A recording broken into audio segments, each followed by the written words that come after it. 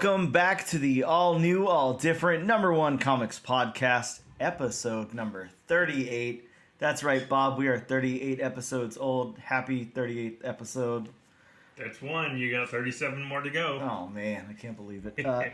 We are a comic book podcast, and each and every episode we take a look at a brand new first issue comic that's been released in the same week, the current week. I guess that was a weird way to say it, but you know what I meant. You know what I meant. I don't know if they know what I meant, but we break down the story as well as the art, give it somewhat of a review, and let you guys know if we think that you should move on to issue number 2 or not. We also talk about a little bit of comic book and related news, as well as what's new at comic book shops this and next week. And this week, we will be taking a deep dive into the all-new number 1 from Boom Studios. Stuff of Nightmares, Red Murder.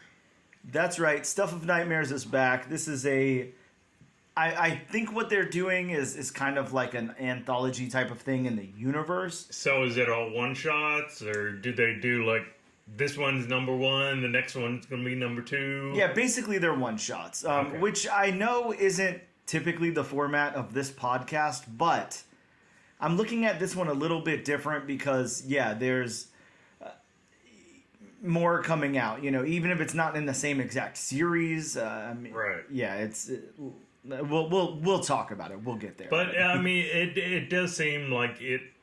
If you've read this, it does seem like it's going to loosely connect. Yes, exactly. Yeah, it's got its Crypt Keeper style narrator and all of that kind of stuff. So yeah, definitely. We're gonna take a quick break and we'll come back and talk about some comic book news.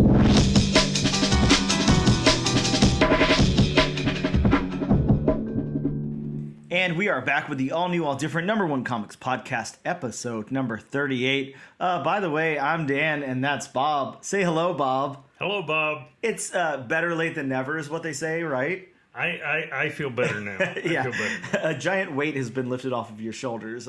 I agree with you. Okay, I can go home now. Yeah, there's nothing worse than like watching an interview or like listening to a podcast or something, and then you don't know who the hell's talking. That's absolutely the worst thing Who's ever. Talking? Yeah, he's scary. Who are these people? Who are you? The all new what? Different comics? What? Bob? Who are you guys? Yeah, we're gonna talk some comic book news, Bob. There's some comic book news this week. Is there? There's definitely a little bit more than none, so I see that as a win. I don't know about you. Some is better than none. Yes, absolutely.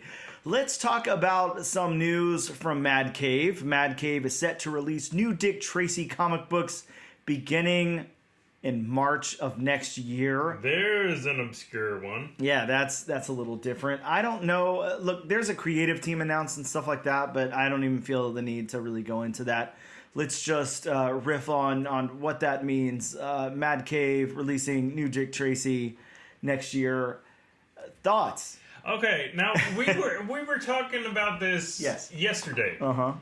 And you voiced some concerns as to how this would work. Explain your concerns. Yeah, well, I'm just wondering about the technology part.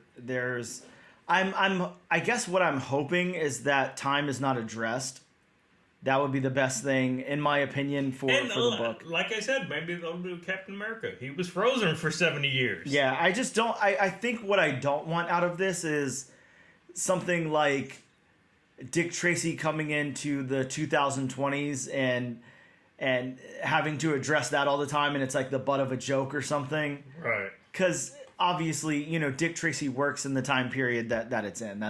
So basically, you don't want an Encino Man. I'd love an Encino Man comic, actually. Somebody please get up on that. Pauly Shore, Brendan Fraser, hell yeah.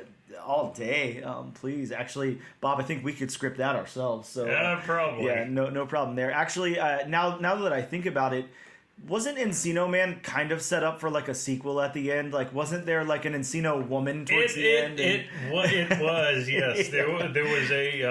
There was a female cave woman unfrozen. Yeah. And you could have had all sorts of hijinks with her and Brendan Fraser's character. There we go, Bob. That might be our comic book calling. You never know.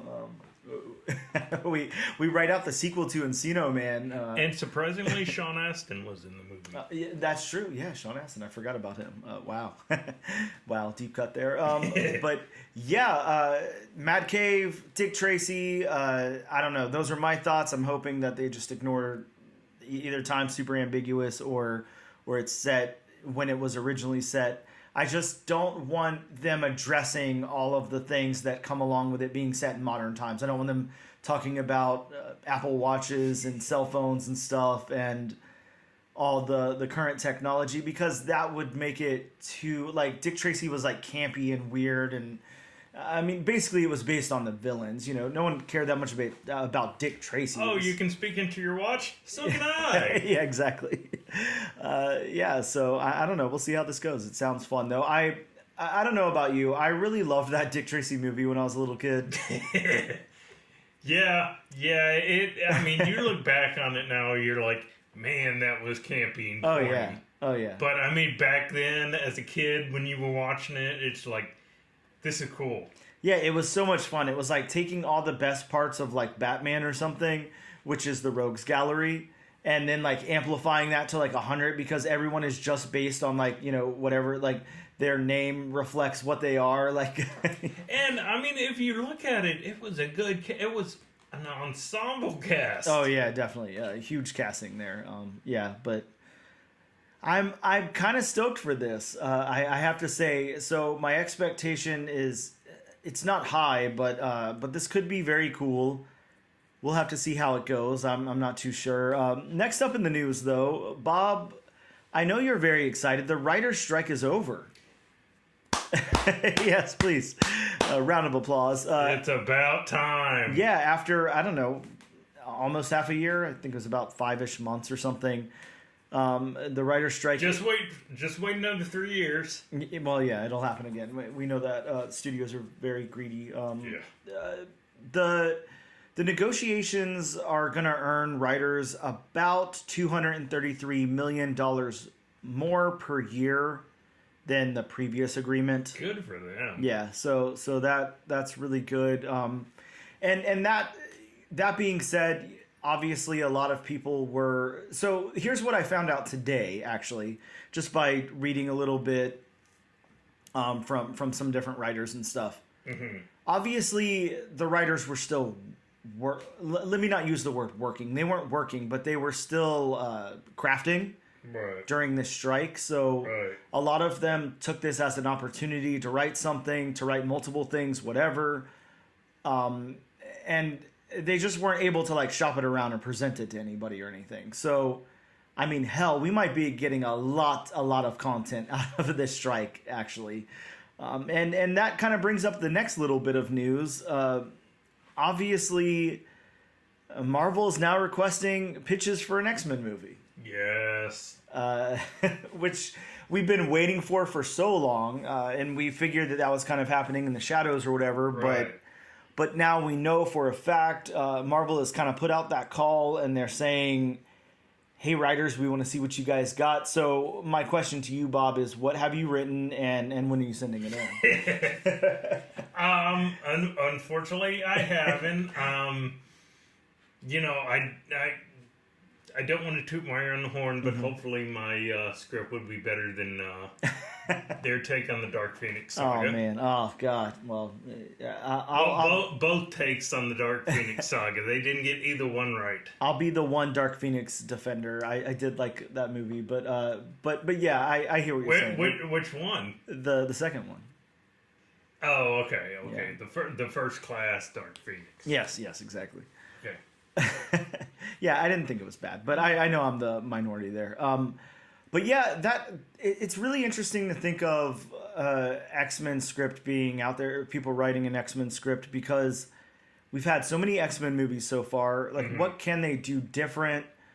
Are they even worried about doing anything different? Are they just going to do like an origin story, or are we going to like kind of like Tom Holland Spider-Man it, like where it doesn't really have to worry about the origin, and it's like what I don't know. What are they going to do here?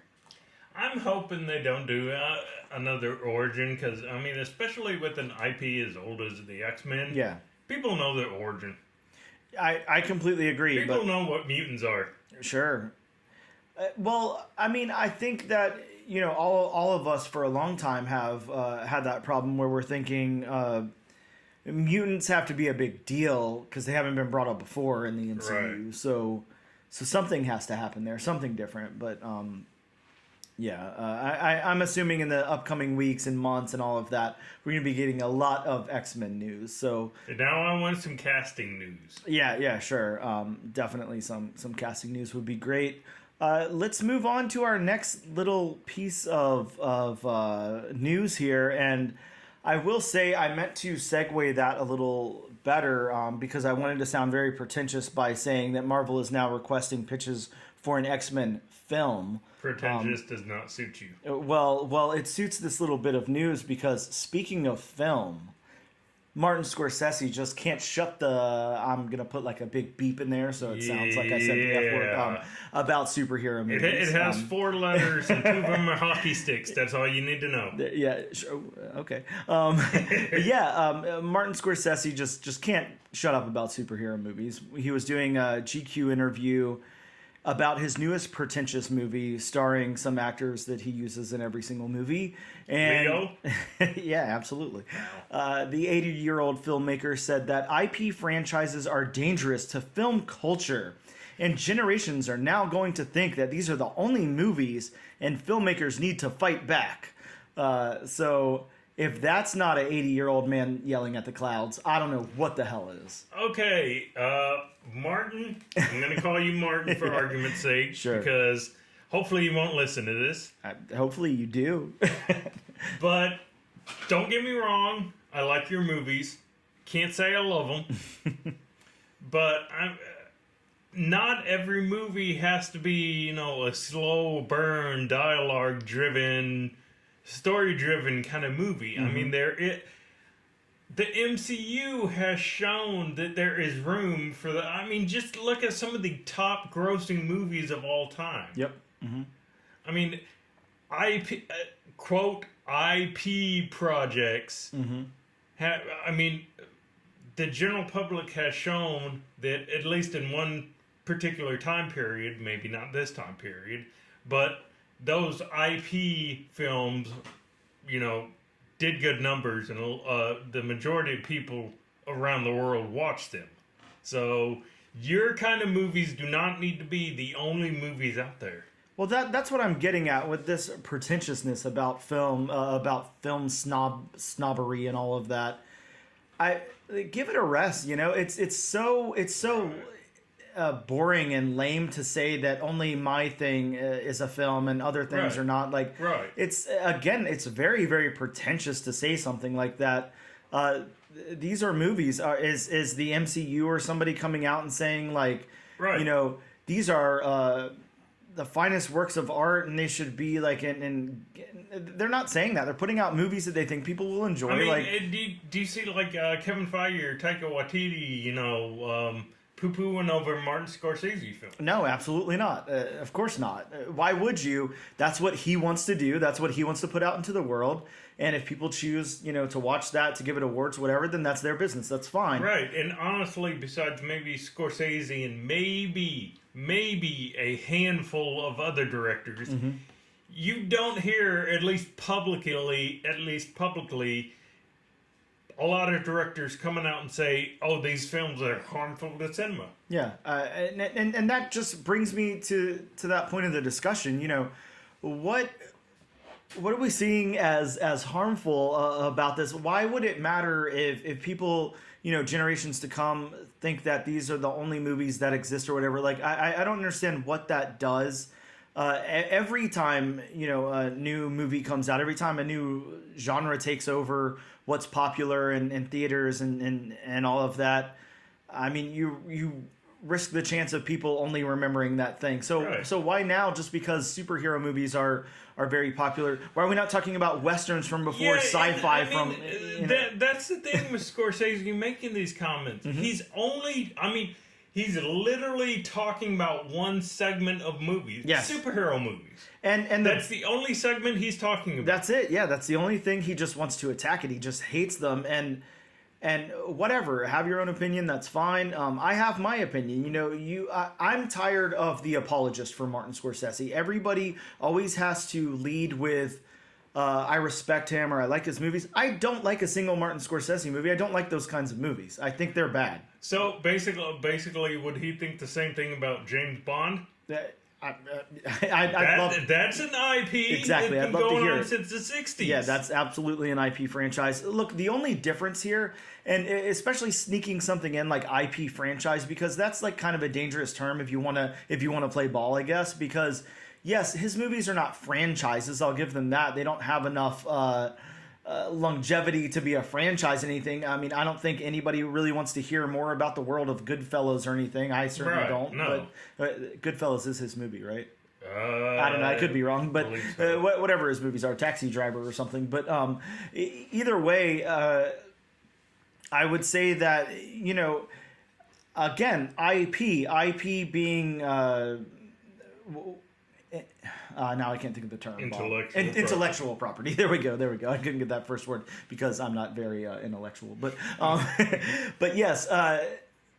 That's something that someone else created that you're bringing to life, whatever, all of that. Now, is his newest movie something that somebody else wrote? Yes, it's a book. It's a book that somebody else wrote that he picked up and decided to direct and all of that. So is that his IP? Like exactly. I mean, that's the true definition of an IP. Yes, absolutely. It already exists. Yes. So what is he talking about? Again, I'm getting old man yelling at the clouds vibes. Again, he's only talking about one segment of movies. That's it. Yeah. I mean, you don't hear him. I mean, and I hate to use this example because I love these movies, even though. I know it's not going to be everybody's cup of tea, just like Martin Scorsese movies, but I don't hear him going after the Fast and Furious franchise. Exactly. Yeah. Well, why aren't we saying anything about that? Why? Again, yeah. There's sequels being made of things. There's interconnected universes and studio movies and everything like. There's superheroes on the screen. But that's just business. If something makes a lot of money, yeah. You want to make a sequel about it. And what he's saying is that filmmakers need to fight back. So basically, every movie out there should be just a one and done. Yeah, a very pretentious art house film made about, I don't know, people casting Robert De Niro and Leonardo DiCaprio yelling and stuff. Look, and again, I began this by saying I like his movies. I don't love him. I don't love his movies, I'm sorry. But, I mean, his movies, people like. Superhero movies. I'm sure the same people who like his movies like superhero movies. Yes, absolutely. So is he basically, alienating that segment of the movie-going population? He is, and again, I think that's what I was getting at before. Look, he's saying stand up, fight back, filmmakers need to fight back, blah, blah, blah. Fight back for what? Well, fight back for money? Hell if I know. Fight back because no one's interested in as interested in his projects as they are in the latest Marvel movie, I guess. But here's what I'm saying, and this comes from, again, like I always hear it prefaced with, I respect Martin Scorsese, whatever, blah, blah, blah, I like his movies, all of that. I say, no, fight back the other way. Stop defending him. Don't defend Martin Scorsese. If you like his movies, fine.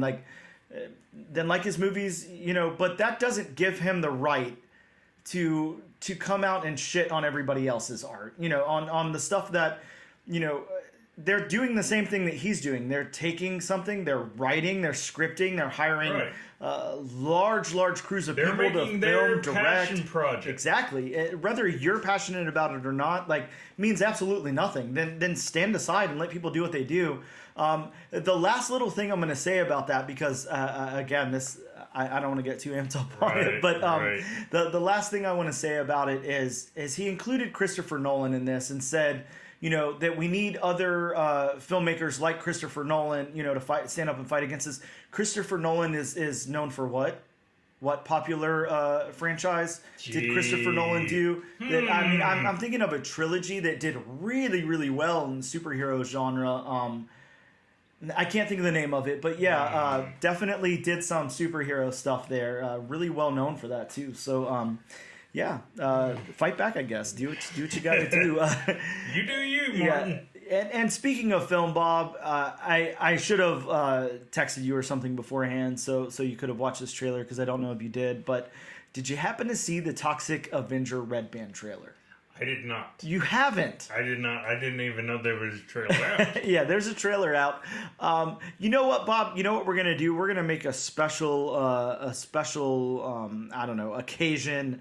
We're gonna stop right here, watch the trailer, and come back and talk about it. All right. Okay, and we watched that, Bob. So we did. Thoughts?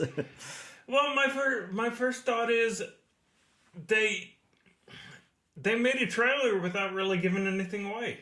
Yeah, definitely. Which is kind of a breath of fresh air nowadays. Because you see a lot of trailers where they give now subsequent trailers. I mean, they could do that. Yep. But it's nice and refreshing to see a trailer that doesn't give too much away.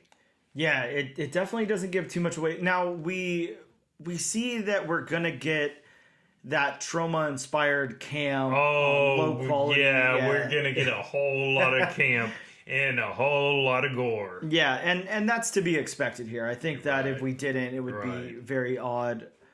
I think that probably the most we can say about that trailer, because again, they don't really give a lot away. It's just kind of news reports or whatever, interviews on the streets type of thing, and then of course we get kind of like a showdown, which is at, I don't know, I think it was like a restaurant or something like that. Yeah, a restaurant or a diner. Yeah, sure. Some food-related place. Exactly. And we have like an extremist group in there, kind of the nasty lads. Yeah, taking people hostage, whatever they're doing for whatever reason. And then it looks like Toxic Avenger comes in there and then just rips that dude's jaw straight off. Which I had seen the trailer before. Of course, this was your first time. I was watching your face for that, and you definitely lit up. So exactly. Yeah, they've got they're gonna have a little bit of ultra violence in this thing, and which I mean is to be expected. Yeah, definitely. I mean, it's the Toxic Avenger. Yes, absolutely. But yeah, I'm sure the movie's going to be insane because of that. Oh yeah, it's going to be an insane movie. And like you had talked about kind of off air before I hit record again, you don't really get any of Peter Dinklage in there. No, you don't. Yeah. You really don't. He's in the shadows for a second, but I don't know. What are you thinking of him for this role? Like, are you excited to see him in this role? I'm interested. Yeah. Just because it is Peter Dinklage. Mm-hmm. And, of course, we've seen Peter Dinklage go comedic roles before, lighter, tone before. I mean, even Eitri was kind of a, lighter character. Mm-hmm. Mm-hmm. So, I'm just interested to see how camp he actually goes. Yeah. I'm imagining full camp on this thing. This has got to be very, very campy. Well, I mean, just the trailer itself was full camp. Yeah. So should be a good one. But yeah, I wanted to at least make sure that we talked a little bit about that. We are going to take a quick break, and when we return, we're going to talk about some new comic book shops. New comic books that are new in shops this week. How many shops are opening of note? I mean, hopefully a lot, I guess, good for the industry. But yeah, we'll be right back.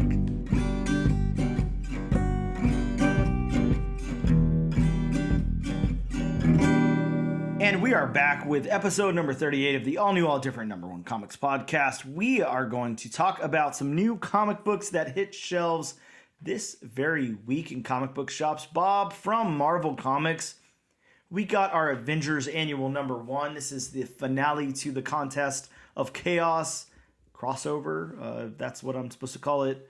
And also in this issue, I don't know if you've read it yet, but I have not. Oh, okay. So we're getting the Darkhold in here taking the form of a young boy. Really? Yeah. So it's basically like the oh man, what was that storyline with the Cosmic Cube? Shit. I can't remember the name of it. Yeah, it'll come to me later tonight, I'm sure. But yeah, so we're basically getting another Corvette or Kobik. Yeah. Interesting. Yeah. I don't know. Very, very cool. Darkhold, very important, especially with stuff going on. So it's going to be an evil child. Yeah, I think so. So are we talking Exorcist? Maybe. What was Damien from? What was the name of that? Damn, now I can't remember. Either way, we're not great at remembering anything today, but that's okay. Not Rosemary's Baby. No. Maybe, I don't know. Either way, I'll think of it another time. We also got Invincible Iron Man issue number 10, where Tony is marrying Emma Frost there. So, question mark. Yeah, I haven't read it yet, so I don't know if there's any shenanigans going on or if everything went according to plan and it was fine. But whenever you say shenanigans, I'm just envisioning, during the wedding, and then all of a sudden we hear the Benny Hill chase music. Yeah, I hope it's not that shenanigan heavy. Hopefully it's, I don't know, more like Doctor Doom crashing the wedding or something like that. But I don't know. We'll read to find out. Bob, we also got a facsimile reprint of Micronauts #1. I'm sorry, Yeah. but who wants a facsimile reprint of Micronauts #1? I'm sure it sold well because they did a foil reprint also. So that's going to sell. Now, I do like those foil Yeah, exactly. reprints. Yeah, I do like those. Yeah, I definitely picked up the Hulk 181 one. I like that. We also got the conclusion to Ultimate Invasion. So issue number 4 of Ultimate Invasion. We got that final issue before the Ultimate Universe starts up. So I have not read it yet, but I'm looking forward to reading it. yeah, likewise. And side note, this isn't in my notes here, but we also got that Marvel Unleashed issue number 2. I'm really excited about reading that. Should be very good as well. From DC Comics, we got the Flash #1, so a new volume of Flash. I picked it up. I'm sorry, Bob. I'll probably never read it. If it would have been like something we were covering here on the podcast, I'd probably get into it. But or obviously, I'd get into it. But other than that, I don't know. It's hard for me to be interested in the Flash or speedsters altogether. It's just not my thing. Well, it's a Dawn of DC. How many months after? Yeah. Dawn of DC first started? Quite a few. Yeah, definitely. Shouldn't you have done #1s on the day you rebooted to Dawn of DC? You would think. I'm not sure what the point of this is, or why they're rolling them out in this way. But yeah, they are for some of them. We're also getting Power Girl #1, so we've got an ongoing Power Girl series. Again, man, I'm sorry. I don't care that much. I did pick it up, but yeah, honestly, I've never read anything Power Girl. Yeah. I mean, even, Power Girl's first appearance and stuff like that doesn't really hold. I don't even know what her first appearance is. Yeah, it's, hell if I know, but I've got it, but, but yeah, I don't know, or maybe I don't have her first appearance. Maybe I just have some iconic covers. I don't know. I can't remember off the top of my head. We did get the Unstoppable Doom Patrol 6, so the final issue of that. I know we both liked that book. That was a lot of fun. Well, no, the penultimate issue. Oh, okay. There's one more after this? Yeah, it goes to 7. Oh, okay. Okay, good. So the next issue will unfortunately be the last issue. Gotcha. Well, either way, that first one was a lot of fun. I do know that. From Antarctic Press, we got Kaiju Cooking #1. Don't ask. I don't know. It sounds interesting. I picked up a copy, and I will say it was the only copy at our shop that I saw. So is it basically Iron Chef, but instead of ingredients, you use kaiju? Well, I think that it's like a story where there is like a fallen kaiju or something.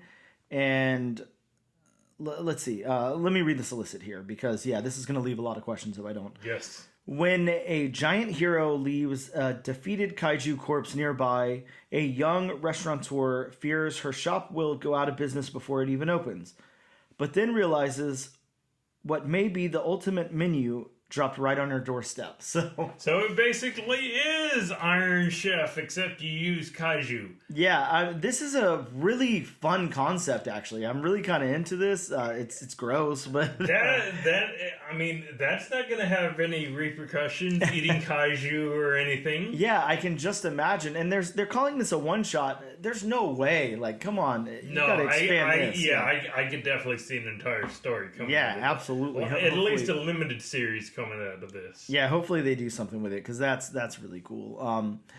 Next up, we got from Dark Horse Usagi Yojimbo, Ice and Snow #1. We've talked about that a little bit before. Neither one of us are very familiar with Usagi Yojimbo. I've never read an issue other than the crossover in the Turtles books, so that's all I know. But it is of note for all you Usagi Yojimbo collectors out there. IDW's got Sonic the Hedgehog Amy's 30th anniversary. Hell, Bob, I don't even know who Amy is. I don't know if you do, but I'm trying to remember what character Amy is. Yeah. I don't know enough Sonic lore. I don't even want to speculate because if I get it wrong, then I'm sure I'll get a lot of hate from. That's right. All the Sonic fans are going to come for you. Yeah. We can't have that on the pod. Torches and pitchforks. We also got Star Trek Day of Blood, Shaq's Best Day. I don't know who Shaq is. It's not Shaq the I was going to say the basketball player? Not that Shaq. We're going SHAX. I don't know. You know, I'm sorry. I just want to interject something really quick. Please. So Dan has a possessed Gatorade bottle, which makes sounds. Let's get it over next to the mic. There it goes. It's really weird. As soon as he said Shaq's, to where I had no idea, it made a sound. Yeah. And it's like, I'm looking over, I'm like, that is perfect timing. Yeah, it is a possessed bottle. I'll definitely give it that. We'll have that on our merch page soon. But last up from Vault Comics, we got Sainted Love #1. I don't know. I'm just telling you what's out there. Okay, it sounds fun. We're gonna take a quick break, and when we return, we are gonna go over this new Stuff of Nightmares R.L. Stine book, Red Murder #1.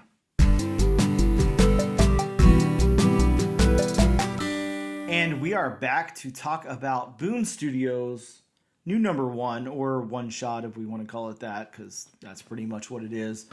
Stuff of Nightmares, Red Murder, again in the R.L. Stine line of Stuff of Nightmares here from Boom Studios.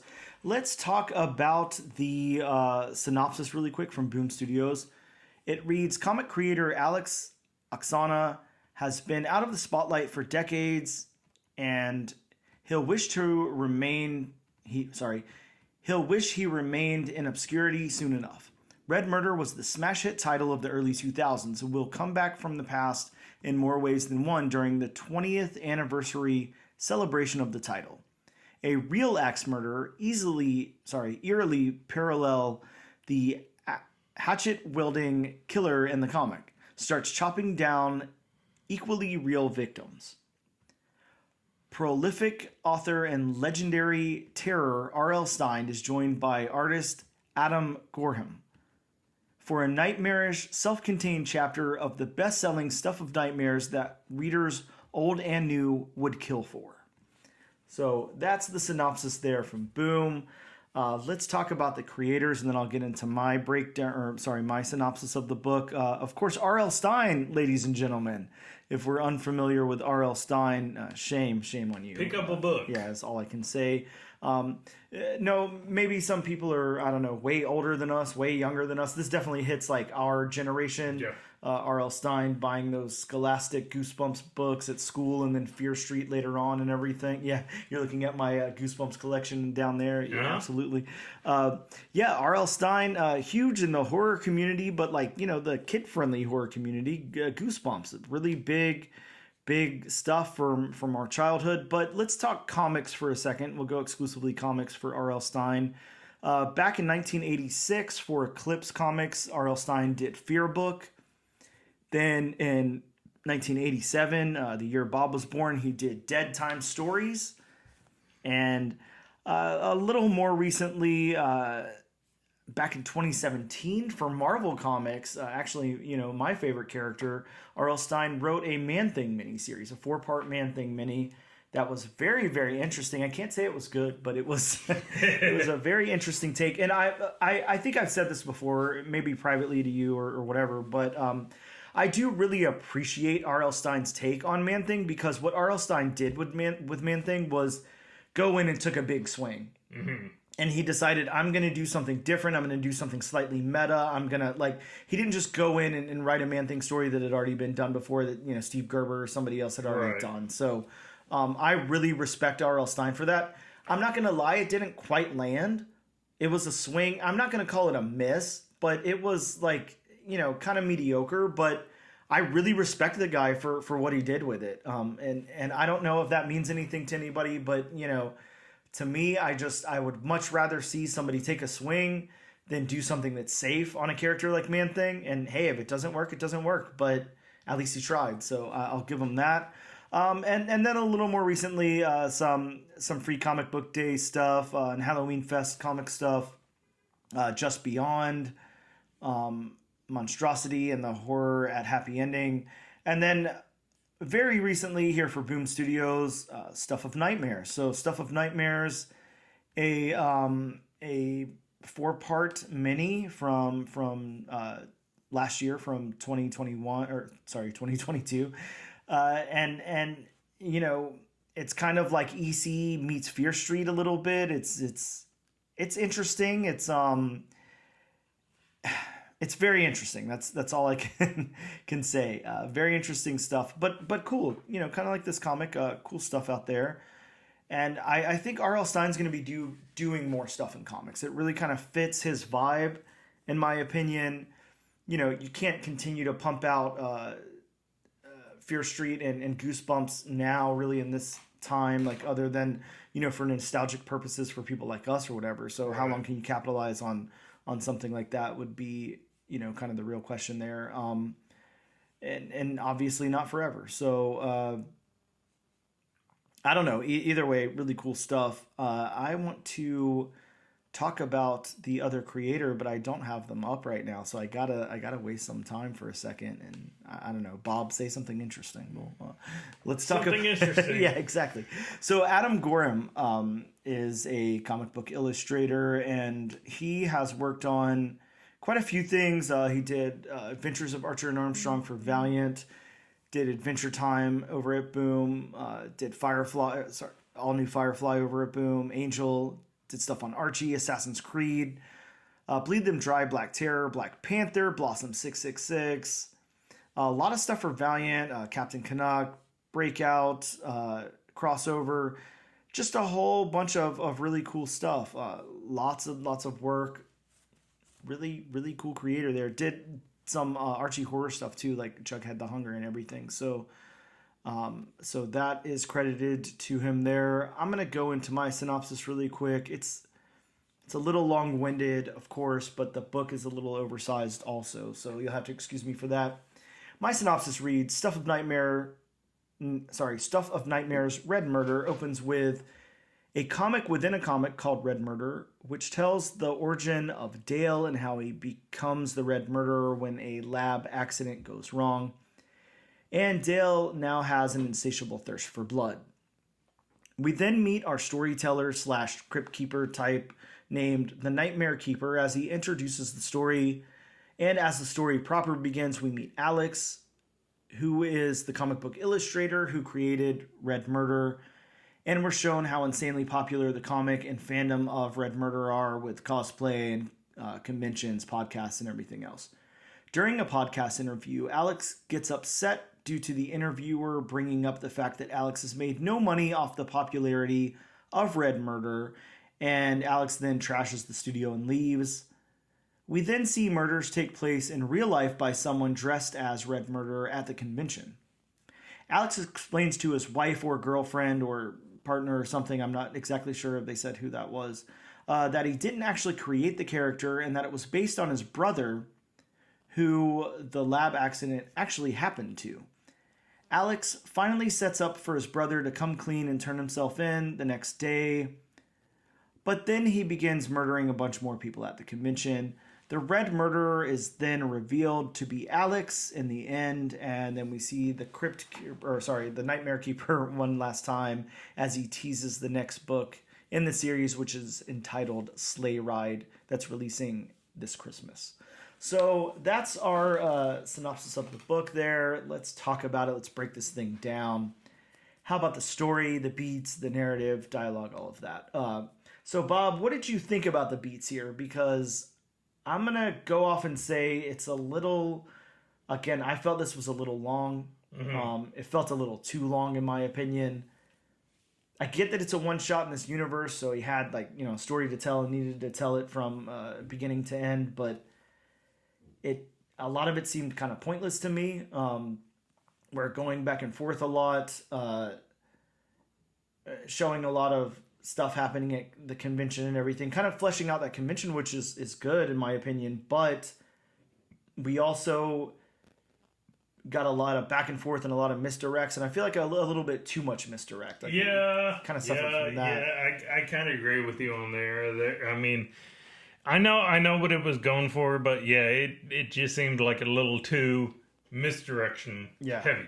Yeah, I agree with that. I think that the beats, as far as it going from point A to point B, it took a long time to get there.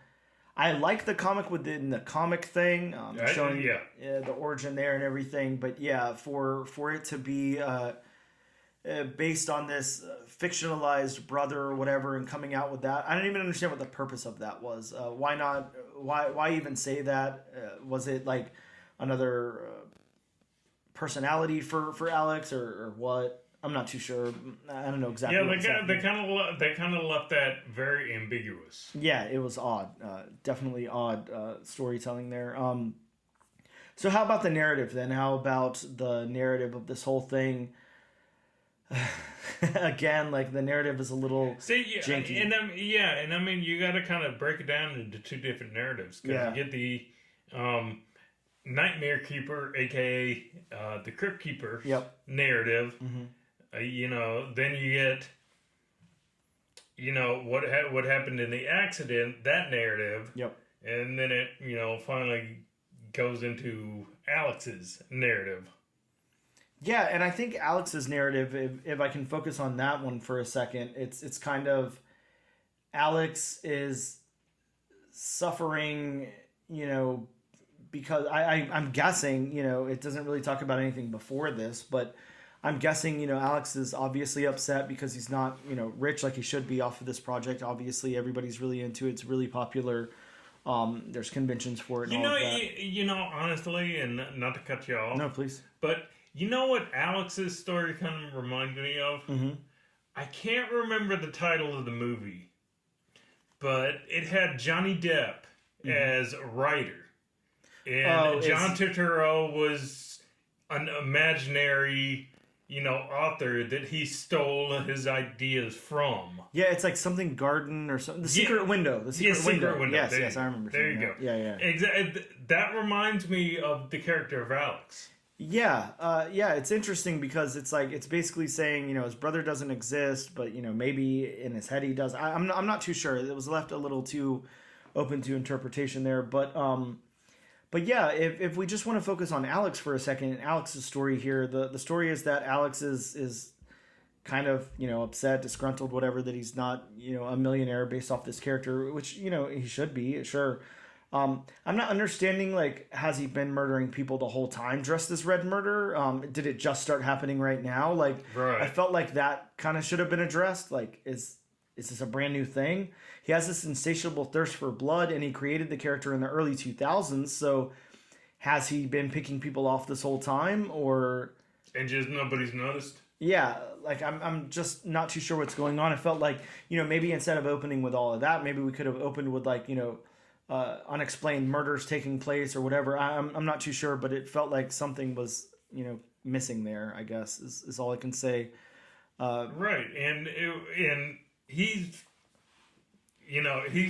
that is his wife, correct? Yeah, I believe so. Yeah. So I mean, after all these years, his wife hasn't noticed anything. Yeah, exactly. Him drinking blood or anything like that. Yeah, it would seem so.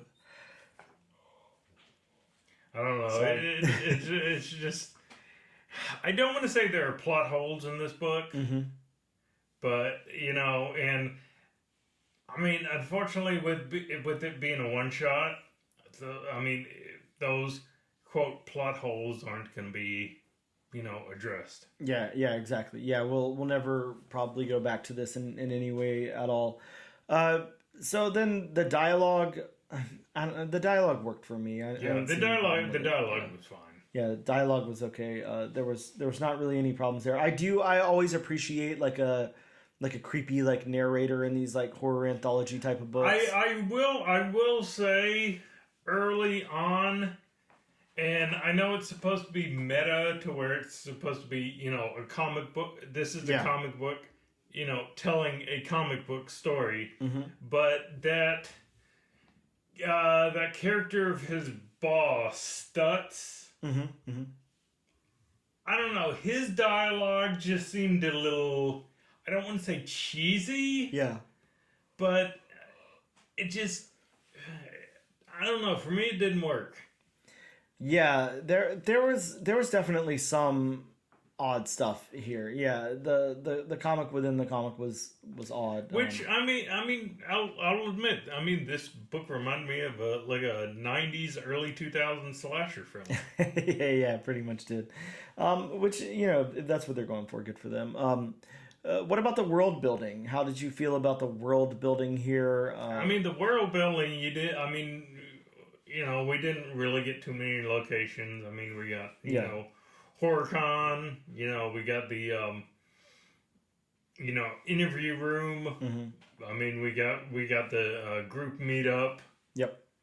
So I mean, I thought the world building, did what it should. I mean, I thought it was fine too. I will say, out of all the things that I really liked in this book, the comic within the comic was a cool addition. Yeah. The I like that it kind of took place at this convention, and it kind of stayed there.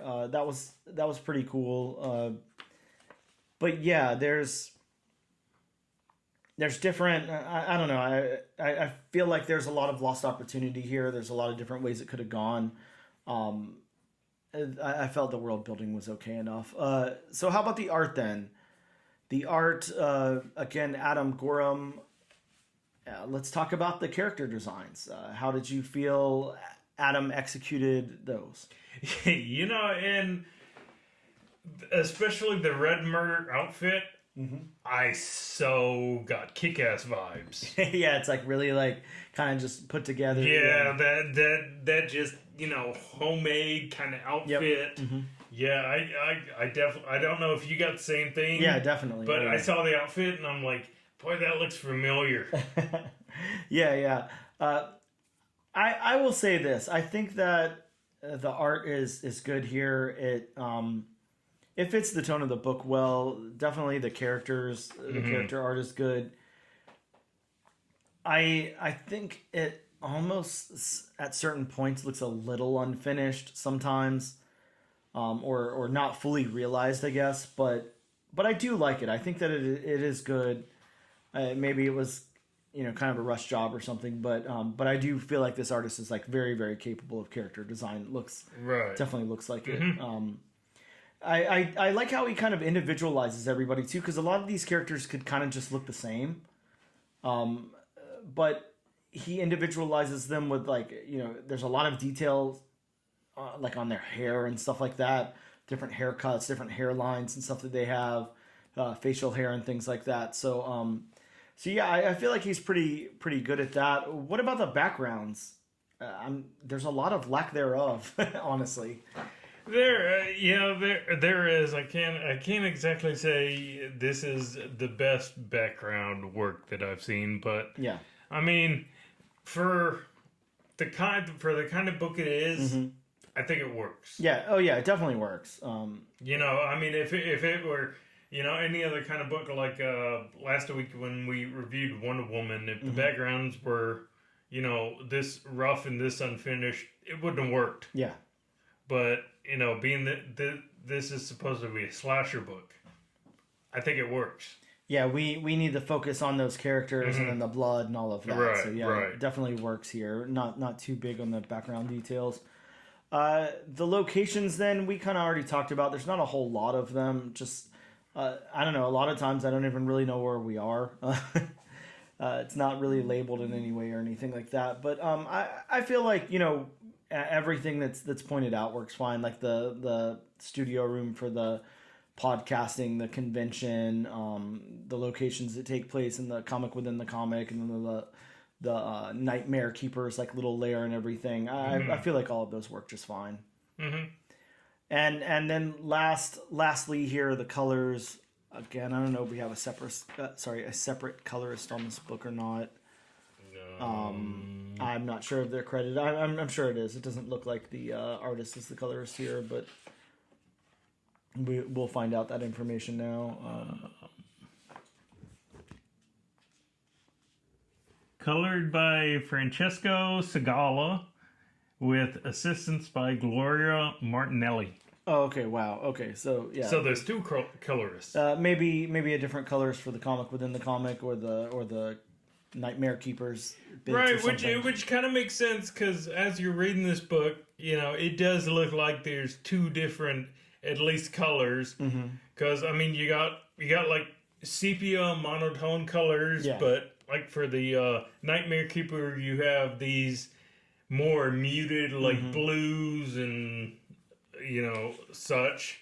So yeah, it makes sense as there's two different art styles. Yeah, definitely. Yeah, it works fine in this book. So yeah, I feel like all of that works fine. I feel like if I kind of had to really break this book down and review it or recommend it to somebody or whatever, I would say this. It's definitely not R.L. Stine's most creative work at all. It's not that interesting to me. It was. I don't even feel like there was much of a concept here. Again, you talked about the secret window and stuff like that. I feel like I've heard the story a million times before, or something very similar to this. Like it almost has like a secret window, a Fight Club type of thing to it. It just wasn't a huge surprising reveal or anything for me. My recommendation is if you're a 90s slasher film fan, if that floats your boat, read this comic. It's definitely fine. I'll give it that. Like there's nothing wrong with it at all. It's fine. It's not groundbreaking or earth-shattering, but not everything needs to be. If you just want some fun blood for like your Halloween season, I mean, this definitely has that in there. There's nothing wrong with it at all. I don't know that I feel very justified in paying the $7.99 cover price for it. Maybe look for it in some discount bins if your shop has some left over. I don't know, but yeah, I feel like it's fine. Now, here's the real question, the tricky question, because this isn't an ongoing. Is this enough for you to recommend the next issue that's coming out, Sleigh Ride? I don't think so, just because... And, I mean, we've read a lot of horror comics. Yeah, definitely. Over the last few months. So, I mean, I'm definitely a fan of the horror genre now. But to me, this just didn't have like an, oh my god, I gotta see, what the next one is. Yeah, I think back to something like Limitations that we did for, or Limitation, I can't remember. Limitation. Yeah, that we did from Oni Press that Cullen Bunn did. And like, I don't even know where our expectations were for that one, but I remember it being such an underground comic. There wasn't any like real hype behind it or anything. Right. It's just the only thing about it was Cullen Bunn. Yeah, Cullen Bunn's name. And then, I mean, I love Oni Press from, like certain things that they've done in the past before, like the Clerks books and stuff. But yeah, there wasn't much hype or excitement or anything said about it.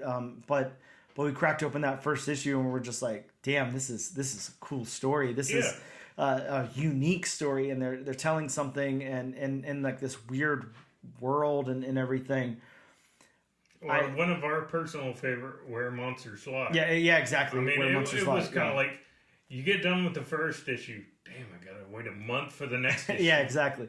Yeah, we didn't want that thing to end. And this, again, it's fine. Like, it's fine. It's safe. It's like, I don't know. It's like reading a Batman book or whatever. If you want to read a Batman book, but I mean, there's just nothing, oh my god, this is, such a great comic. Yeah. And I hate to say this because, R.L. Stine, like, again, a big part of, like, at least my childhood, waiting for those Goosebumps books to come out and waiting for the Scholastic School Fair every time it came around so I could pick up And more. and this does this. I mean, you could say this is a more adult Goosebump story. Yeah, definitely. I feel like that's obviously R.L. Stine's kind of wheelhouse there it's not to be like super innovative or like create something brand new or something with like this huge twist in it. It's just to kind of tell a creepy story like in a world that exists or whatever. So if that's what R.L. Stine was going for, I think he executed here fine.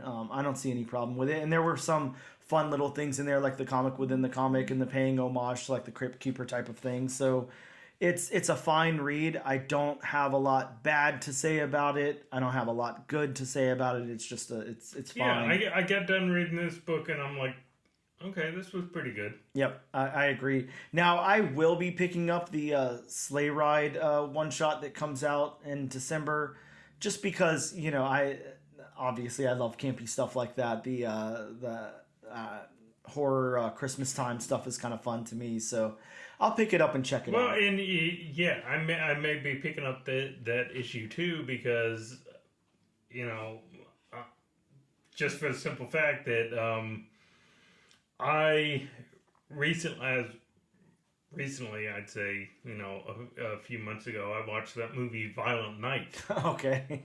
where David Harbour did play the murdering Santa Claus. Yeah, exactly. Yeah, and which is super fun. So Which again is campy. yep, yeah, can't be fun nonsense. So Right. so yeah, that's me and Bob's review on the book. You figure it out yourself. Check it out. Don't whatever you think, but it's R.L. Stine. So we're gonna take a quick break and we'll be right back.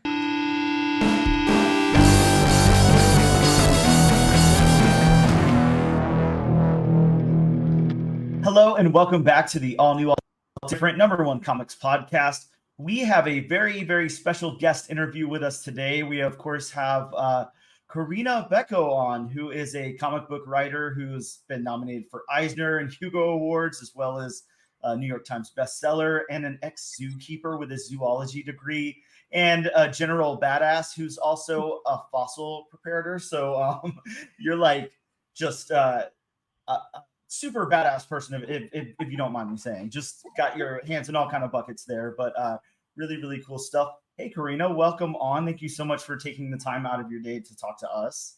Oh, thank you for having me on. I really am looking forward to talking to you. Yeah, greatly appreciated all over here. But of course, as I said, you've been in this game for a little bit of time, done quite a few things. I want to just mention some of your past work. We're definitely here to talk about your new book, and I'm not going to dig into too much of the past, but I do want to, just for credit reasons, throw that out there. You've written an Avatar book. You've very famously written on Star Wars Legacy, which I have to admit I am so sad my co-host is not on this interview. He is the hugest Star Wars fan. Like, that's his whole life. He's going to be heartbroken whenever he knows that I talked to you and he wasn't on air, but I just couldn't, align us all together at the same time. So I'll definitely have to try to sneak in some kind of Star Wars question or something in there for him. I don't know what it will be, but I'm not great at Star Wars lore, but I don't know. I'll try.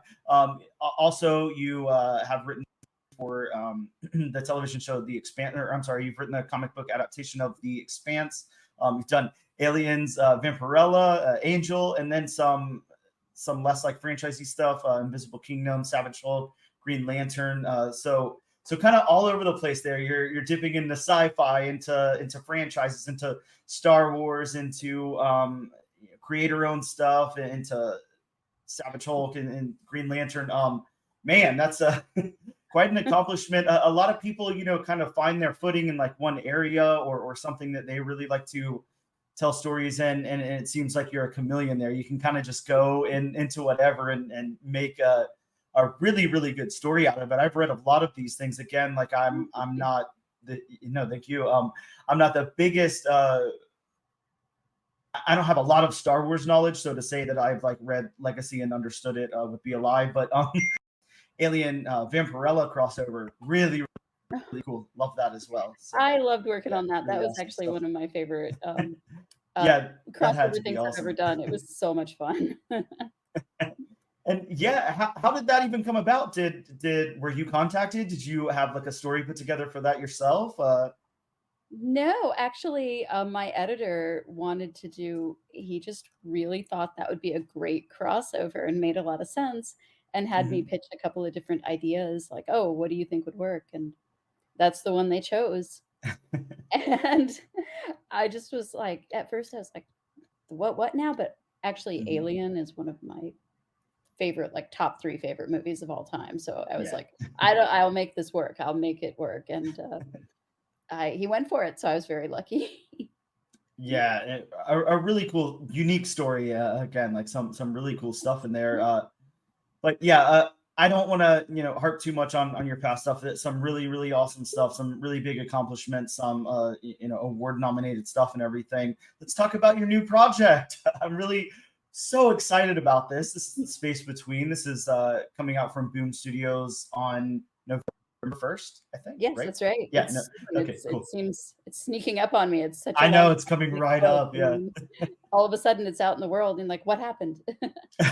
Yeah, it's your baby and now it can grow and be out in the world. But Exactly. yeah, I yeah, I, okay, at your level, at somebody at your level, you've written quite a few things, things that people really really care about. Some books that some people's favorite books. Some really awesome stuff that you've accomplished there.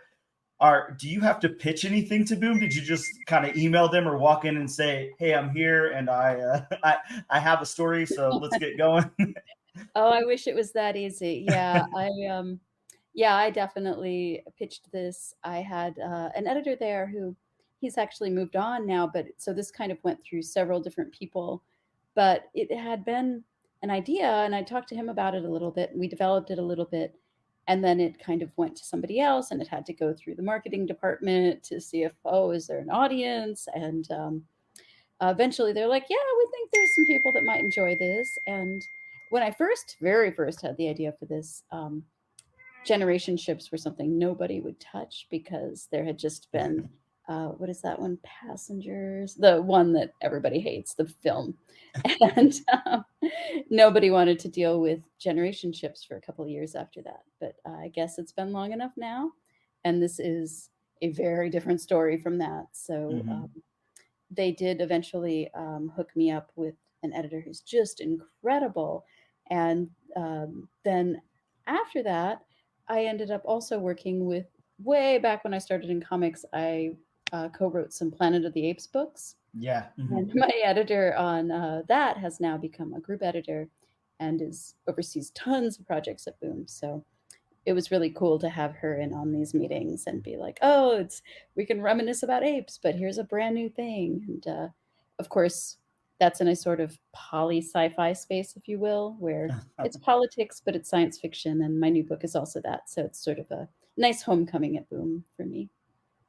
Yeah, and Boom is, like you said, Boom is such a cool publisher. They're putting out some really like kind of groundbreaking stuff. You are.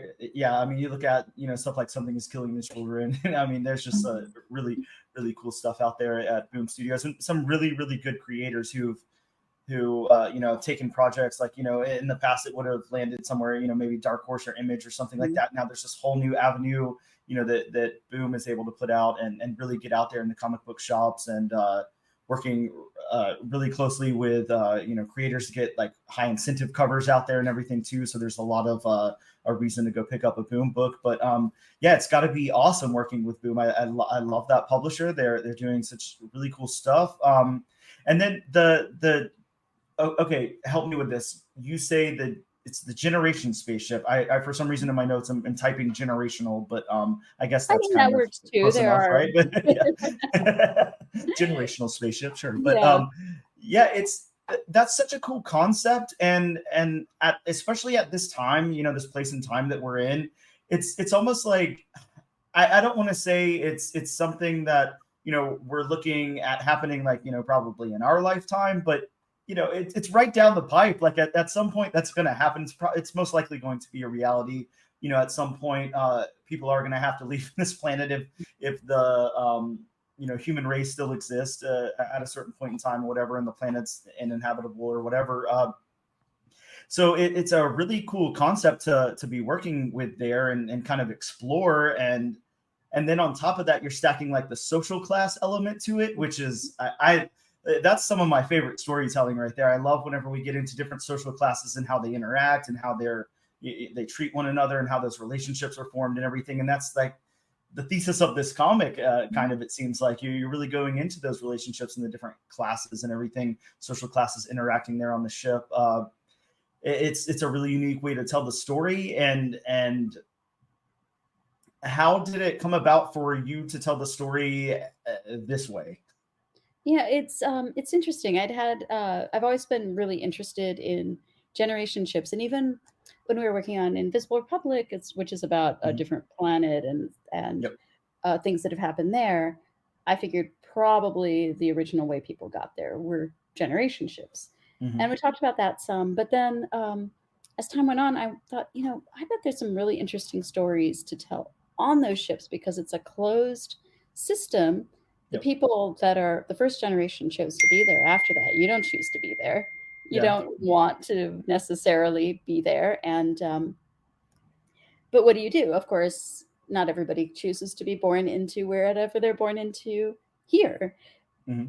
But it's a lot more strictures and just ways that things should have to happen on there just to keep everything functioning. I thought that was a really interesting space to talk about revolutions and interpersonal relationships. How does work get done? And just how do you keep it from devolving into chaos?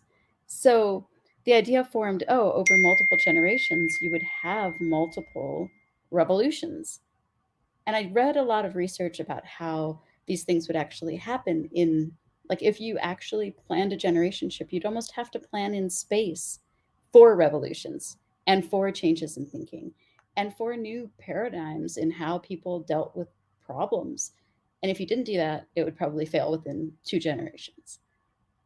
But if you did Hmm. that too much and you had too much freewheeling, like people without jobs or whatever, and people that were bored, what do? It's not like they can go off exploring, you can't. So it's an interesting. I think it's a really interesting space to tell all sorts of stories in. Yeah, definitely. And one of the questions that I had about that was the way that you're telling the story is, again, like very unique. You're taking the generation ship, you're taking those social classes, you're kind of intermingling them with one another. And then on top of that, the way that these issues are going to come out, it's a 4 part. Am I correct? Mhm, 4 part. Okay, yeah, planned 4 part.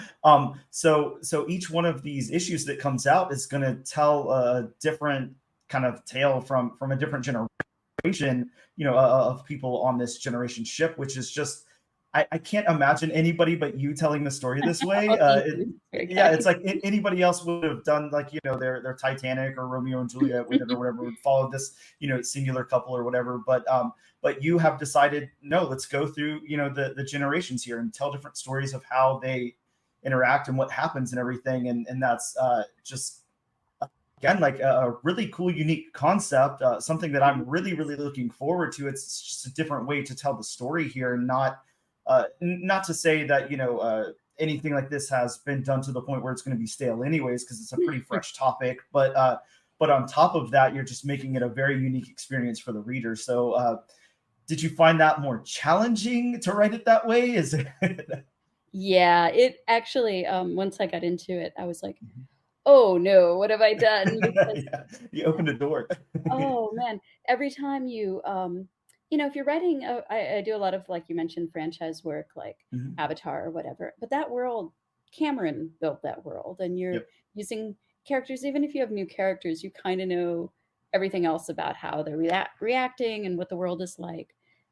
But when you're building your own world, you build it, and then you have your characters, and you set them on, and often they do things that surprise you. But in this, guess what? It's a slightly new world every time, but the Mhm. repercussions of what's happened last time are there. However, they may have happened in ways that you don't expect, the fallout from, whatever that's happened before my lifetime, like the moon landing, for Hmm. instance. We feel those repercussions in ways that probably the people who were involved in that wouldn't have expected. And maybe they'd expect, oh, well, by now we would have gone to Mars and we would have Yep. gone. I would have wanted that, but we didn't. But we're going back to the moon, but things like that that happen in ways that I think that people don't expect. So once I got into writing each of these four stories, and like by the second issue, we're with the grandchildren of the people in the first issue and how they view history versus how their grandparents who were there view it.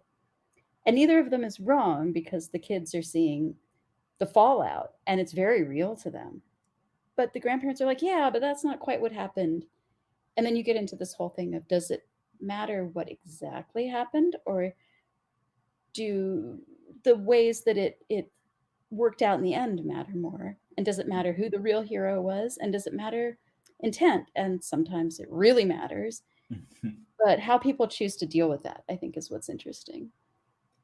Yeah, and again, this is I know this is going to be such a unique perspective that you're offering here through this story. I imagine I I'm going to think it's going one way, and That's the hope. it's going somewhere else. Yeah, I can only imagine. I'm really looking forward to reading it. Sounds like such a cool story. You talked about kind of playing in other people's worlds. Sometimes whenever you're doing like the franchise stuff or the pre-existing stuff, do you prefer to like conjure up your own world here, or is it more fun like playing in a world that already exists and existing characters? Like, do you have a preference either way? It's funny. They're so different. Uh, I love to write my own stuff, but of Mhm. course, that doesn't always pay the bills. Sure. So I'm always very honored when somebody wants me to work in their world. I'm working on something really exciting right now that hasn't been announced yet that I am just loving doing. But of course, I'd also love to get some more things going that were my personal story to tell. And Mhm. comics are so magical. Like I've been working with Boom actually put me together with the artist on The Space Between. I Okay. wasn't familiar with Danny Luckert's art before this, but somehow my words, how he's translated them into art, I'm getting to know this world that I thought I knew, like in such a different way. Mhm. And that is so exciting to me. Like I just every time I see his art, and there's a ton of animals in this because of course my background's in zoology. Yep. And I feel like a lot of times when people deal with science fiction, it's a very sterile world. There's not, maybe there's a dog if you're lucky. Mhm. Yeah, or like Avatar, there's another world, but the creatures belong to that new world.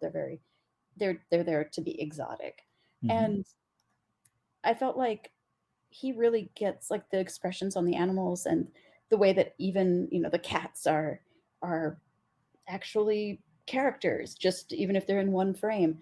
And it's a whole thing I hadn't, and I feel like that is a magic I don't get in licensed books because I kind of expect how it's going to work. And Mhm. the art has to deal with um, it has to look a certain way and it has to go through that filter, and the writing has to, which is of course it has to, you want it to feel like the world of that. But when it's your own world, and especially in comics, and you write a whole world and then you get to see that world and it's better than you expected, there's nothing that beats that. That was a really long answer to that question, but I'm very passionate about it, so. Oh, no, please answer as long as you feel for any of the questions. That's what the people love to hear. They'd much rather hear you talk than hear me ask a question for 10 minutes. I don't know. Absolutely. I think they're tuning in for you. So No. Well, appreciate that, but no, absolutely, they're here for you. But yes, again, like you're working with Danny, and that was one of the questions I had down the line. So I'll kind of like try to combine it into one. But yeah, I definitely did want to talk about the creative team of you and Danny and how that happened. But you said Boom teamed you guys up. Danny, I think the last thing I can recall Danny being on is the ongoing Ghost Lore that he's doing with Colin Bunn, which yes, is and I had yeah, seen that, but I phenomenal. like, I mean, amazing. But I was just like passingly like I had seen it, Sure. I had read it, but I hadn't like I'd never actually like met him at a con. Well, Uh-huh. there's been so few cons since the pandemic. Well, Sure. there's been Yeah. cons, so few cons have I had. Let's put it that way. But yeah, his work was just like on that. It's like fantastic. Yeah, Uh, it's Red almost like Mother, I he's think, was Red Mother is what. Mhm. Oh yeah, Red Mother. Wow, that's an intense book too. Yeah, really really cool stuff. But yeah, he's just able to show off like how versatile he is and everything. Just seeing like the little bit. There's not much out there that I've seen, on Boom site or anything like that, Bleeding Cool or whatever. But like little like covers or a preview here or there. Not even like a full page preview, maybe a panel or so of the space between. But just judging by kind of what's out there, I'm really really looking forward to the art in this book and how it complements your storytelling and how you guys build this whole thing together and build it on the generation ship and everything. It's got to be very character focused, I would imagine. You're on a ship which is I assume huge in scope. It's a big ship for multiple generations to be on and everything, but still you're there on a ship, so that's our setting, and we have a lot to do with the characters, I would imagine. I don't know how much of the ship's explored, but with you writing, I'm sure a pretty good amount of it is. But yeah. I mean, it's interesting. We try to. I mean, there's always more to do, but in 4 issues, there's not as much as Mhm. you would hope. Kind of like Sure. after you start building these things, it goes so much further than you would ever like. Mhm. Oh well, wait a minute. How do they do this? Well, they have to get food, but that means this. But then for the vitamin, like there are Yep. so many levels to what you would actually need for this sort of thing. So it was it's a challenge to make all of that as a world, and then what do you actually need in the story, but you Mhm. still need all of that for the background. So uh that's always like, oh, I want to show people everything, and of course we can't. Yep. And poor Danny, no. I don't want to, like, some of the things I threw at him were kind of crazy, but he's like, oh well, how about I one up this. So I was trying to remember exactly the name of what, I'm afraid that I probably said wrong, which thing he worked on before. I was just trying to look here and make sure that I got it right. I know he's done like covers for Ghost Rider and things like that, but Mhm. I don't want to give him not his due. So, Oh, sure, sure. Yeah.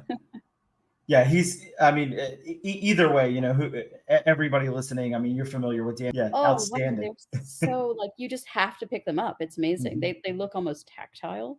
Yes, yeah, some Like amazing that's stuff. something I really like about his art too. It feels I want to like reach into the frame and Yeah. yeah, I just got some art that had some dogs in it. It's like, I would like to pet that dog, you know? Yeah. I can only imagine, and on top of that, looking through, some of your past work and everything, the Invisible Republic and Savage Hulk, Green Lantern, all of that, and then your licensed stuff. You've been very, very fortunate. I mean, again, like your level of writing is up here, so I would only assume you would get teamed up with really outstanding artists Oh, as thank well. you. But yeah, no, but you've always worked with such incredible artists. There's not I've been really very a lucky.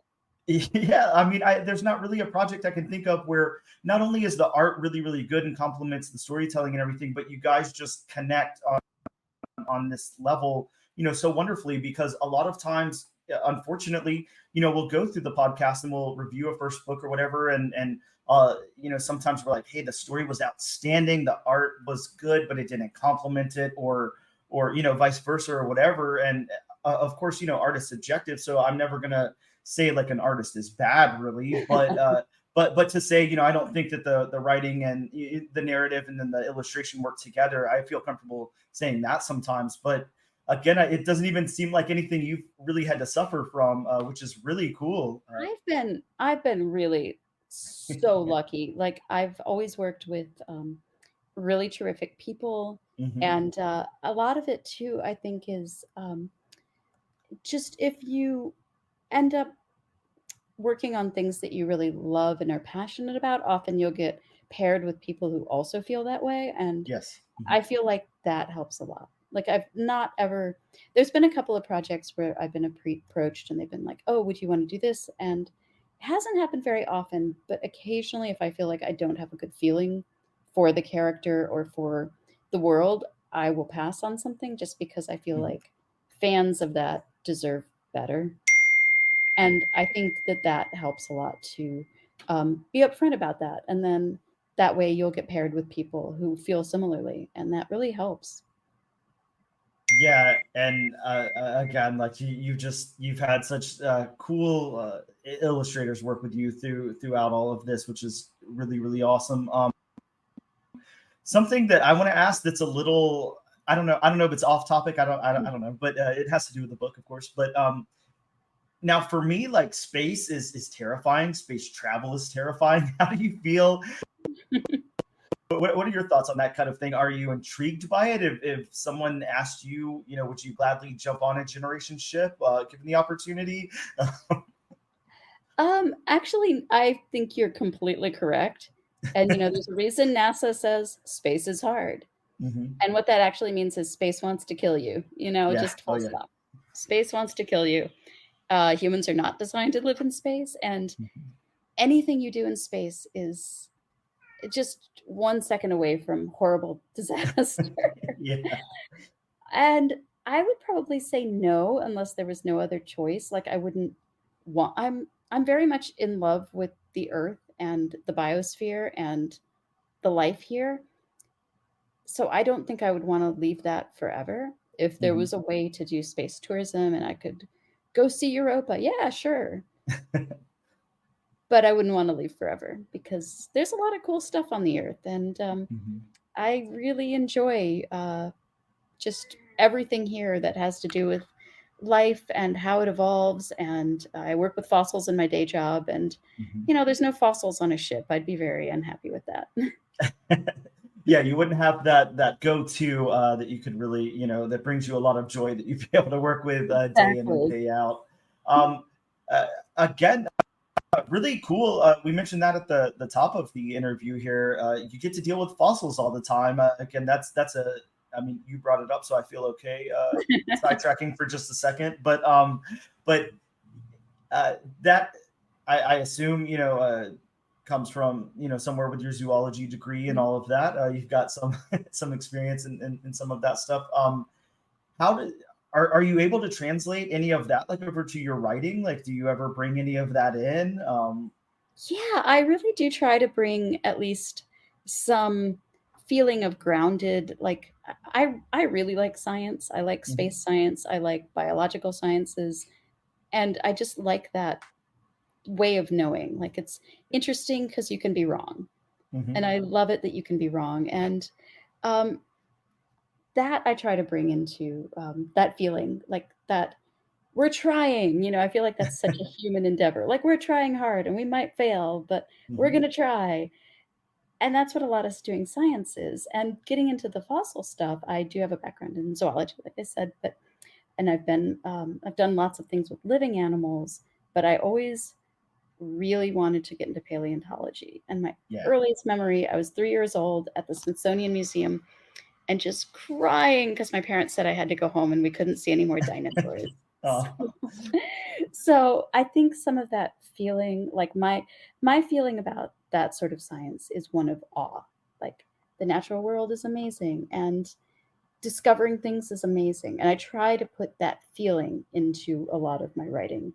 I don't know if I always succeed, but that's what I hope to bring to it. That feeling of, yeah, things might suck, but my gosh, the world is beautiful. It's mhm. something that I really believe. And I have written some books for young people that are like, I co-wrote a book called Smithsonian Dig It Dinosaurs that was about dinosaurs. And it's Mhm. not fiction. It's about real dinosaurs. And it came with a little block that you can dig a little tiny fossil out of. And So cool. so I've done some stuff like that. That was so much fun. But Yeah. I like to try to bring that into pretty much anything I write. Yeah, and I mean that's just awesome. I can't imagine being able to put out a piece of media out there like that ties in all the stuff that you love. You're able to write, you're able to have like a little piece of paleontology or whatever in there. I'm with you. I remember growing up and my parents taking me to see Jurassic Park as a little Oh kid. yeah. For the next like 10 years, I was like, nope, I don't. I don't want to do anything else. I just want to dig up dinosaur bones, screw everything else that's happening. But It yeah, took you a long time to get there, but now I've been out on maybe, I guess, 7 digs, wow. and that is some hard work, but it's just as cool as you think it would be. Yeah, I can imagine. Like, yeah, like you said, you're putting in the work. I mean, it's not easy, but it's got to be so rewarding. Oh, Whenever it's you, nothing like it. Yeah. yeah, it's just otherworldly. I can't even imagine at all. It's just very, very cool. And again, so cool that you've accomplished all these things. You know, you've done a Thank lot of you. things that a lot of people can't say that they've done. You're scripting comic books. You've written actual books. You've got a zoology degree. You're an ex zookeeper. Yeah, just so awesome. So awesome to be able to sit here and talk to you through all this really cool stuff. Had a crazy life, that is true. A very cool life. And now I'm sorry to do this, but you have to tell me this this comic book here is like perfect for a movie or television adaptation. It's got it like written all over it. So excuse me for doing this, and it's fine if you don't have an answer, but uh, given the inevitable that this thing comes out and 500 studios are hitting you up with giant blank checks and Oh, they're like, that'd be nice. is there anyone you could see cast in any role? I mean, you don't have to reveal the role or anything, but is there anyone you could see cast in this thing? You know, it's funny. I've privately just had this conversation with some people, just because a lot of people who have read the first issue like ahead of time had Mhm. very strong ideas about this. Really? And I kind of don't, because to me they live in this space that's sort of all potential. Mhm.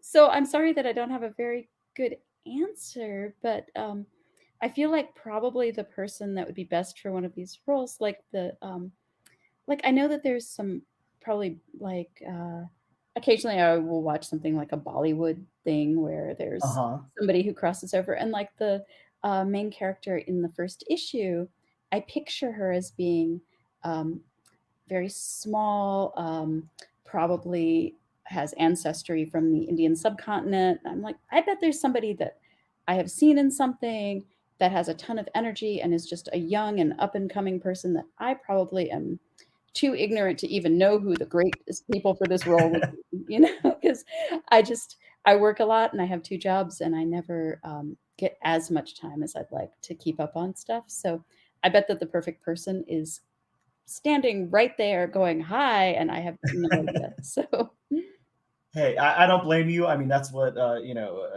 casting and directors and all of that are for. So yeah, definitely not anything we ever have to worry about. But right, but right. well, given everything you do, I don't know. I mean, you might one day, but but I mean, yeah, I wouldn't say no, but on the other hand, yeah, exactly.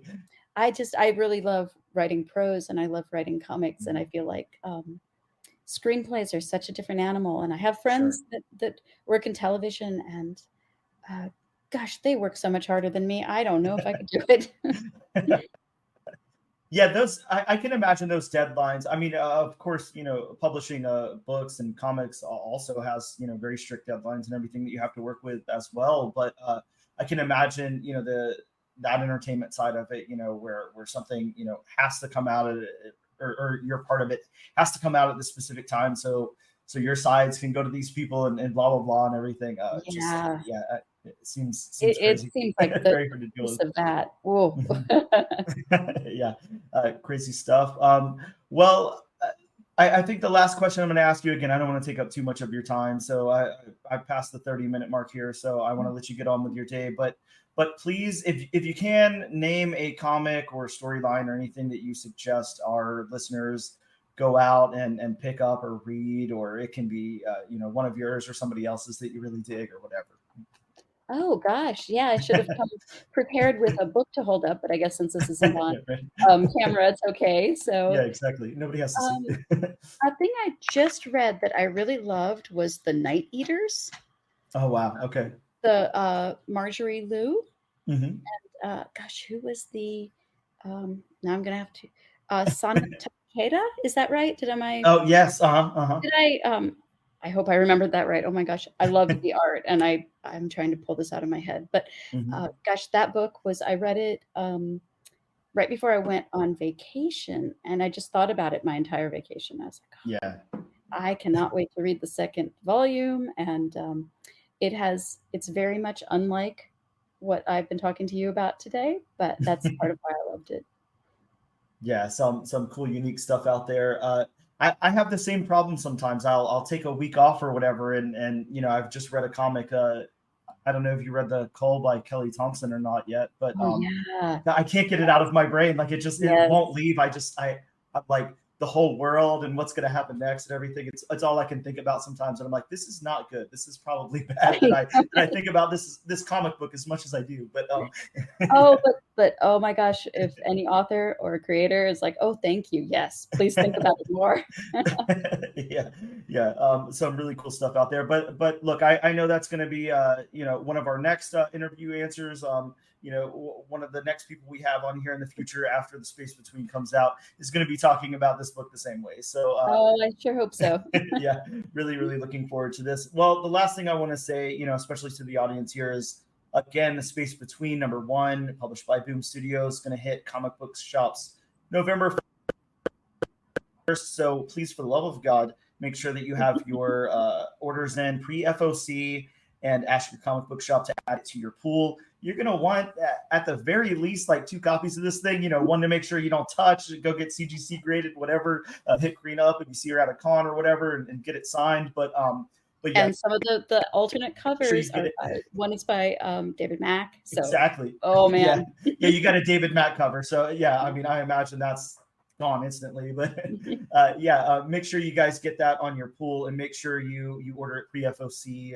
And Corinna, if you have anything else you want to let our listeners know or where to find you on social media or anything else you want to plug, please.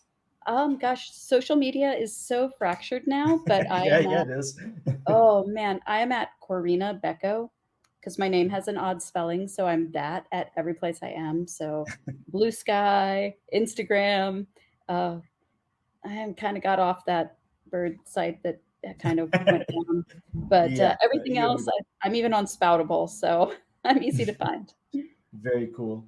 Yeah. Well, thank you so much again. I really, really appreciate your time. It's been awesome talking to you. And I am Thank so you. looking forward to the Space Between. And you can look forward to email from me the second that it comes out to let you know how amazing I thought it was, because that will be coming. But thank Oh, you. thank you so much. Yeah. Thanks so much for hanging out with us today. And I appreciate it. And we'll talk to you again. Talk to you soon. Bye. Bye.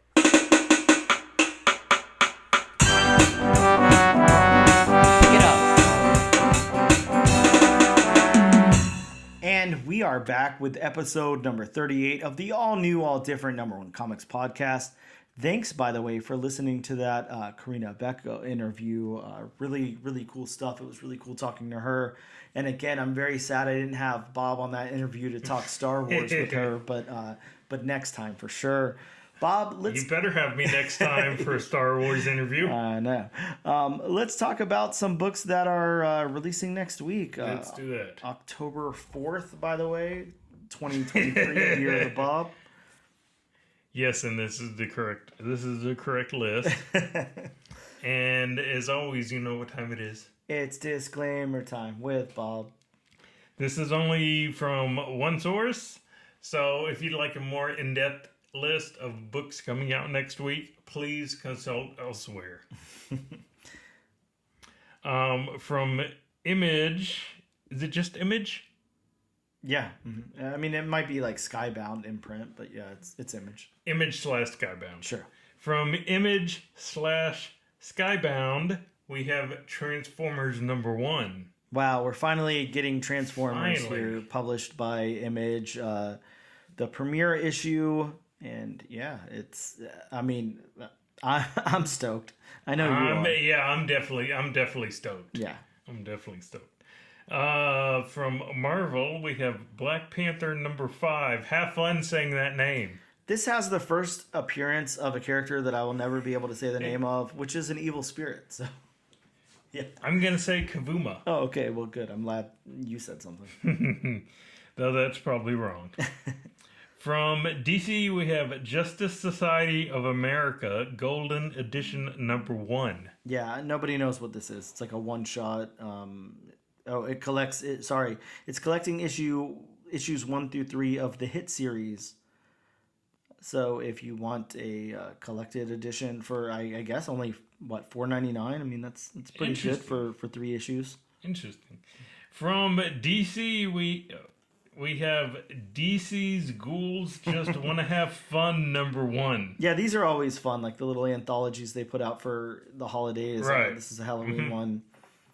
This features Batman, Nightwing, The Question, Crush, Mary Marvel, and Man-Bat. So I know all of those characters but Crush. yeah, so we know I'll be picking it up. But yeah, it's got various artists and writers and all of that on it. Sticking with DC, we have Birds of Prey #2. Yeah, issue number 2 of the hit new Birds of Prey series. Got a great variant cover here, a 150 by Otto Schmidt. Looks really, really wonderful. Pick that up. Yes. From Image, we have The Walking Dead Deluxe #1. All right, so this one is interesting. This is a reprint of The Walking Dead #1 in newsprint. See, can you call anything a newsprint? That just sounds weird nowadays. Yeah, it sounds really weird. I mean, newsprint, newsstand. I mean, aren't they pretty much the same thing? Yeah, pretty much. I mean, newsstands aren't a thing anymore. From Marvel, and this one is very interesting, we have Gods. That's G.O.D.S. #1. Yeah, Gods is finally coming out. We keep seeing the one-page teasers at the end of like the big Marvel books for Gods. This is of course written by Jonathan Hickman, and yeah, it should be very, very fun. A big crossover. This one has a first appearance of Cubisk Core, a being of pure corruption, and the first appearance of, I don't know, Centaur of the Centiums. Yeah, close enough. All right, good. Symptoms. Oh, Centiums. Okay. Symptoms. Almost got the approval from Bob. Almost. Sticking with Marvel, we have Ghost Rider Annual #1. That's right. Ghost Rider is teaming up with Elsa Bloodstone to battle the Hood. I didn't know the Hood was that big of a villain to where you needed a team up of two characters like that to take him down. Yeah, it doesn't seem like... I mean, once you get Ghost Rider in there, why do you need anybody else? Ghost Rider can pretty much take care of his own. But... especially with the penance stare. Exactly. I mean, you penance stare somebody, I mean, unless they're like Tombstone or Scarecrow, imbued with, what's the name of the Broker? Is it the Broker? The one character from Danny Ketch, Ghost Rider? Oh, yeah. Yeah. Imbued with, more power, than the penance stare is just going to kill you. Yeah, exactly. Why not? Kill you again. Yeah, very odd. Sticking with Marvel, we have a new volume, Star Wars High Republic Shadows of Starlight #1. This is a 4-issue limited series that bridges the gap between Phase 1 and Phase 3 of the High Republic, and has the first appearance of a character that I would never be able to say the name of. Salil Agra. Sure. And it's got a whole bunch of cool little Jedis on the cover there with holding their lightsabers up. And of course, one of them is Yoda, because he's 900 years old when he dies. Sure. That's a pretty fun cover, though. I'll give it that. It is. Sticking with Marvel, we have Strange Academy / The Amazing Spider-Man #1. Yeah, the conclusion of a 3-part series of one-shots. And then from Boom Studios, we have Ranger Academy #1. I'm guessing by Ranger Academy they mean Power Rangers. Yeah, this is an ongoing series introducing the Ranger Academy, preceded by a free comic book day preview. Yeah, new Rangers, an academy of Rangers. It sounds fun. Which, just on a side note, apparently they're going to start using a new color. Oh, okay. For a Ranger. From what I've been reading, they're going to have an orange Ranger. Well, it's about time, orange. It's a popular color. And fruit. Yeah, that's true. Yeah. That about wraps us up. Thank you guys so much for tuning in. No, Bob, it doesn't, because right now we have to announce the book that we're going to do next week. But before I make it over there, Bob, I have scoured the entire internet. Okay. Everything from previews, everything from League of Comic I'm Geeks. kind of scared if you've scoured the entire internet, because there are some parts of the internet you should not go to. Well, I'm speaking only comic book related, Okay. and only comic books that are releasing next week, and only comic books that are distributed by either Diamond, Lunar, or Penguin. So yeah, that's all I'm speaking of. But there's really not a whole lot to choose from next week. And Bob, I thought that we more than owed it to you here on the podcast to make sure that we cover issue number 1 of Transformers. So that is my pick for next week. We will be talking about Transformers number 1. I don't think we'll have a problem picking that up. Yeah, I mean, I was gonna say I was hoping you were picking up a copy anyways, but yeah, I know you are.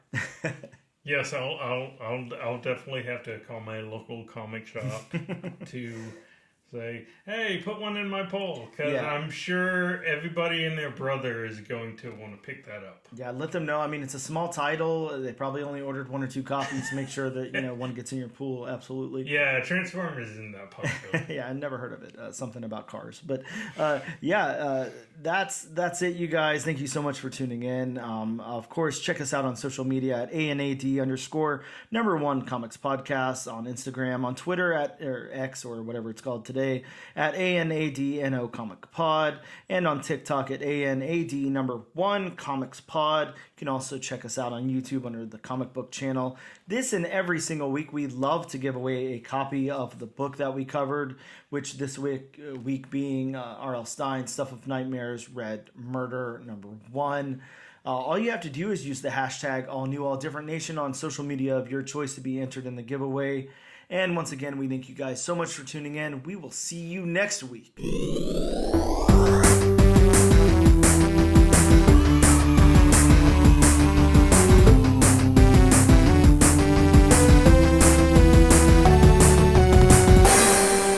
So basically, would he think the same thing about James Bond?